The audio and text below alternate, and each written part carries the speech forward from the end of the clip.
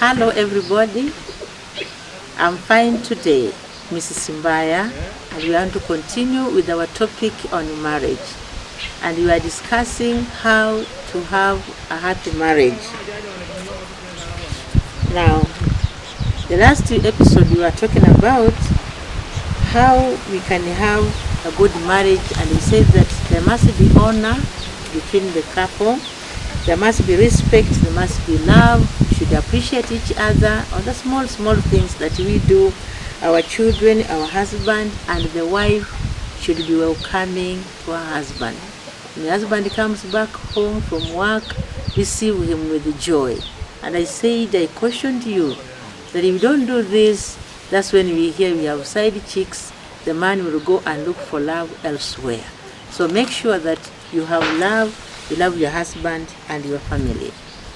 Now today you want to continue to see what other thing can we do to make our marriage happy.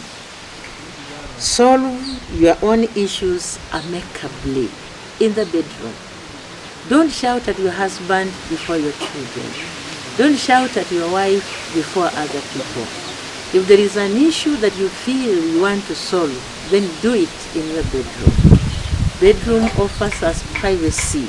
We can do our things in the bedroom, but not where people are. Then, don't involve a third party in your initial disagreement.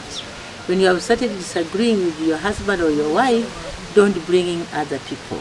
Don't bring in your parents, don't bring in your friends, don't bring in your neighbor, don't bring in a pastor. Try and see, can you solve your problems amicably? When it is not solvable, then you can seek another person's opinion.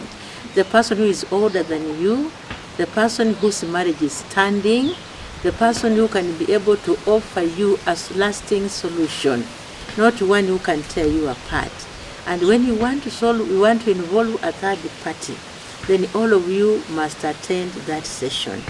Not this party to talk to you, the husband alone or your wife alone. No, you go two of you. It will be a kind of guidance and counseling. And when you involve a third party, please, when your husband is talking, keep quiet. And when your wife is talking, keep quiet.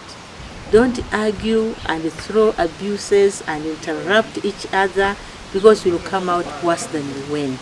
So be a good listener and talk when your time comes. That is when you can be able to solve your problem. And when you do that, my young children, it will be okay. Now, avoid interrupting your spouse. That one I've said. This one will make an argument instead of solving a problem. Then avoid unnecessary quarrels. Why do we quarrel? We first of all came together on the basis of love. So where does this quarreling come from? So always go back to the Bible. Always go back to Ephesians Chapter 4. Always go back to Proverbs Chapter 14. Go back to Proverbs Chapter 31 from verse 10 to the end. You'll know how to live a life that is pleasing to God, that will be there for you. And always remember, as the Bible tells us, that husbands, be the head of your family, just as Christ is the head of the church. So also be the head of the family. And you as the wife, recognize your husband as the head, not somebody under you. And then each one of you love each other and give reverence to God. Husbands, love your wives as Christ loved the church and died for it. So you can also die because of your wife, not physical death, but you can go out of your way to offer protection to your wife, protection to your family, and that will be what you do. Protect your family as a wife, as a husband, and the wife just nurture your family. Make sure that your family comes number one in your life.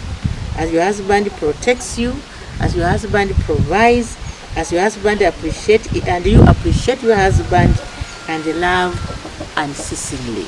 So that is what you should do as a couple. Love your wife as your own body. You know, the Bible tells me you cannot hurt yourself.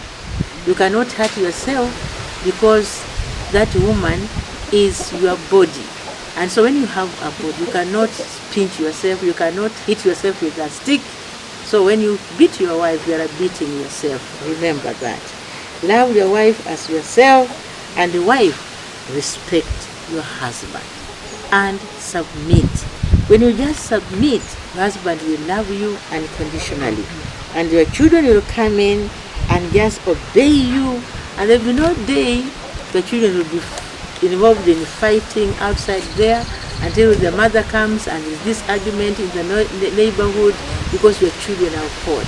When you love your wife as a man, when you submit as a wife, the children will look at you and say, my father is the best, my mother is the best, because they have never had you quarrel, they have never had you throw tantrums. So your children will love you, your children will be happy to call you dad, to call you mom. So I want you to take that, and then next episode we will discuss about the vices that can affect a marriage. Vices are bad practices. What are these bad things that we do that can bring our marriage down? So let me stop there for this episode.